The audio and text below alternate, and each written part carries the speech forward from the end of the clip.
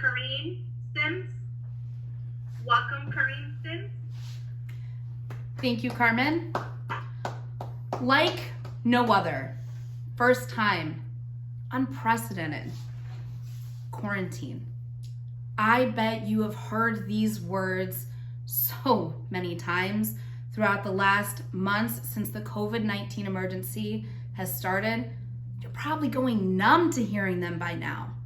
But what if I told you that a pandemic right here in the United States and even globally wasn't exactly unprecedented?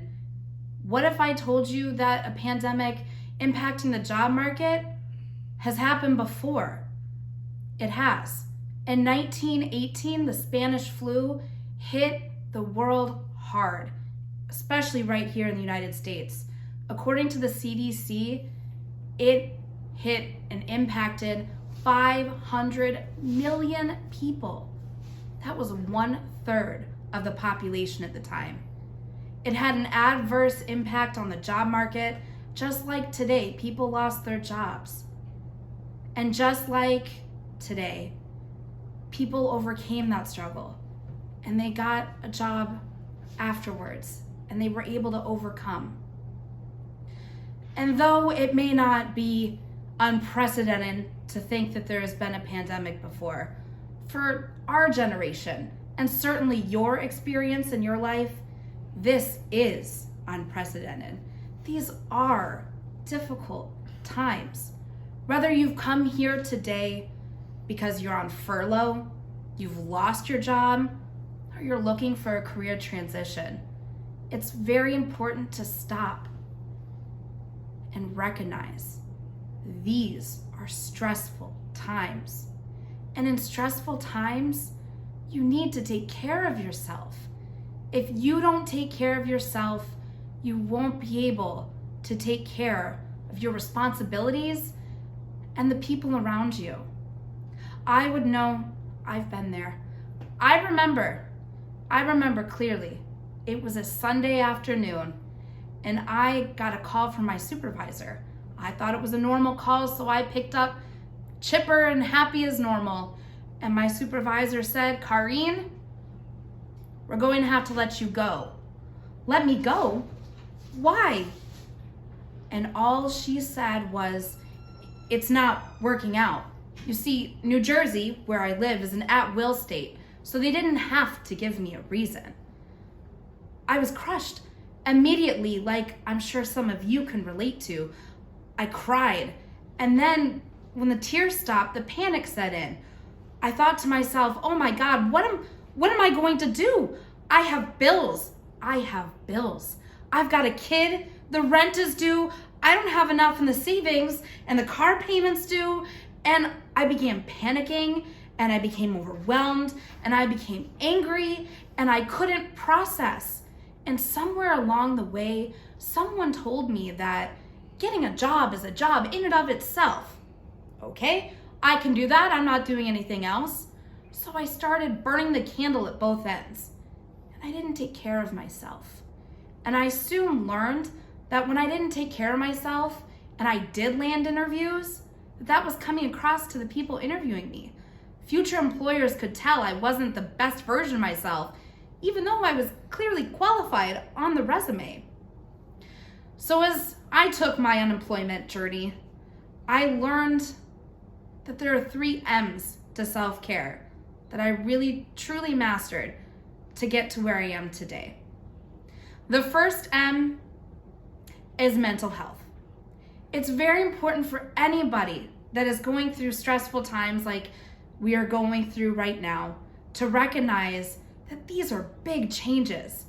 They say next to having a child or getting married, that job changes are the most stressful things you can go through. So give yourself time and space. Really process that. You deserve the time to process that. For me, I had to take up a creative space to express my feelings because I couldn't get them out in words. I started writing, I started painting, I even started photography, but because I was on a budget, I used my cell phone for photography. And because I was on a budget and I couldn't afford fancy blogging and everything, I started writing in a handwritten journal. And it got everything out that I was feeling, and it helped me process my normal feelings. It's very normal to feel angry and confused and frustrated. Allow yourself to feel those feelings. What I would caution is that so many professionals have recognized that COVID-19, as well as being unemployed, increase your risk for having depression. Be aware of that. I know there are many resources online where you can go and take quizzes to see if you have depression. And I'm not suggesting you self-diagnose. If you think you have depression, seek medical attention. Some of the things that may be a red flag that you have depression are loss of interest in things you used to like to do, like photography maybe, or just sense of hopelessness, maybe really lethargic and tired all the time, and possibly even suicidal thoughts or ideations. Like many Americans and even people worldwide during this COVID-19 emergency, I was one of those people struggling with depression. I realized that I was going outside of the realm of processing what was happening to me to needing some help. So I sought help. And I can tell you firsthand that when you get the help you need for your mental health, you feel better. And it's important that we all take responsibility for our mental health journey to be the best version of ourselves that we can be. And there should be no stigma attached to that. The last part of our mental health that I will say is that it's just a point in time, as my mom once said. Keep perspective. Things are fluid. It's going to change. You have a job one day, you don't the next day, but it leads to something even greater. You learned something from the last job you were in. You learned new skill sets. You made new connections. There's a piece of the puzzle that led you to where you're going. So keep perspective in that. I want to really impress this on you. So if you can oblige me, close your eyes just for 2 seconds. I can see you. All of you, close your eyes. No, I'm just kidding. Please close your eyes. Think of a time where you had something very difficult, some news impressed upon you that was hard to process. How did you feel? Did you feel like you could handle it and it was going to be easy? You probably felt overwhelmed and scared, and you didn't know how you were going to get through it.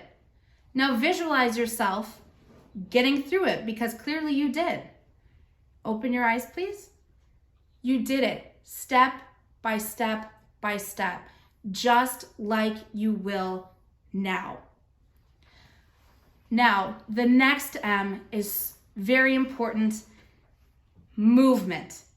Movement is so important for people going through difficult times and stress. Listen, I know this is going to be a shock to you guys, but I am no gym rat. But I do value exercise. It reduces stress. It reduces anxiety, which is very, again, normal in a situation like this. The American Heart Association says that exercise reduces your risk of heart attack and stroke, lowers your blood pressure, it helps you keep normal appetite, it helps with your mental health, and it even helps you sleep regularly. Exercise is a very good thing. And if you're like me and you dread exercising, be creative.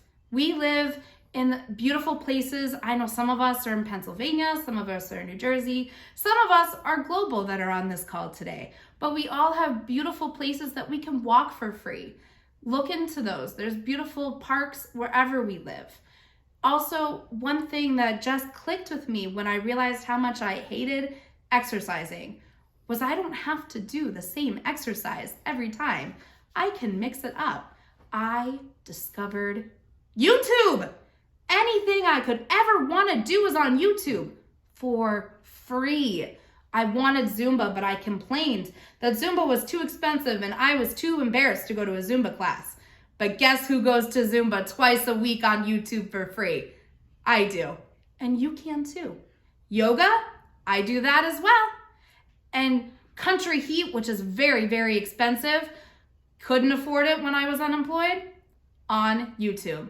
Practically anything you want to do, you can find some video on YouTube to do. It's a great free resource. And if you're like me, I also need to hold myself accountable to exercise.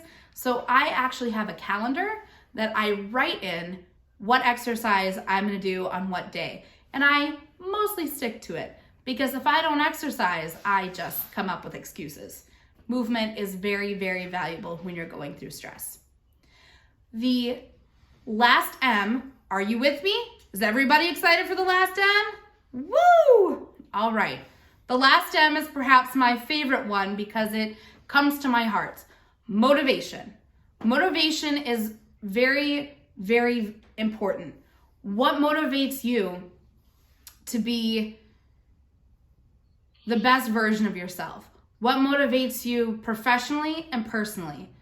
Are you going on the right track with your career? Do you want to make a career change? Do you want to get certifications? Do you want to learn a new skill, like a new language?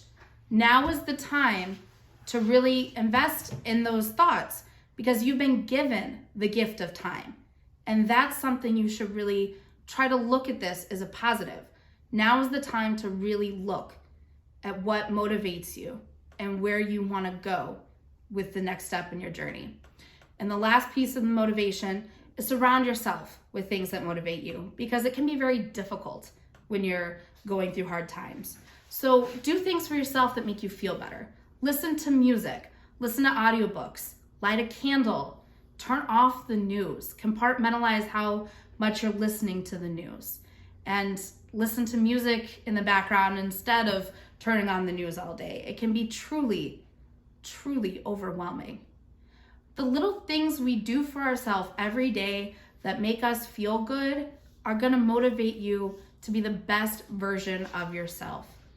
When we do the 3 M's, take care of our mental health, and we move our body and take care of our body and our mind, and we are taking care of motivating ourselves and really looking into what gets us going, we'll get momentum. And momentum is what we need to move forward in the next part of our journey, to land the next job, to make that career transition. And employers will notice because you'll be on top of your game at that point. So where do you start? With your resume, right? That when you're ready for momentum, you look at your resume. We've already said in the chat that you can send us your resume and we will review it for free. Again, the email address to send your resumes to us is president@PrincetonToastmasters.org. Again, that's president@PrincetonToastmasters.org. We're happy to help you with this first step of reviewing your resume. After that, we try to take a look at the next leg, which is looking at your LinkedIn and connecting with people you know and networking. And we have a great speaker later on who's talking about all of those things.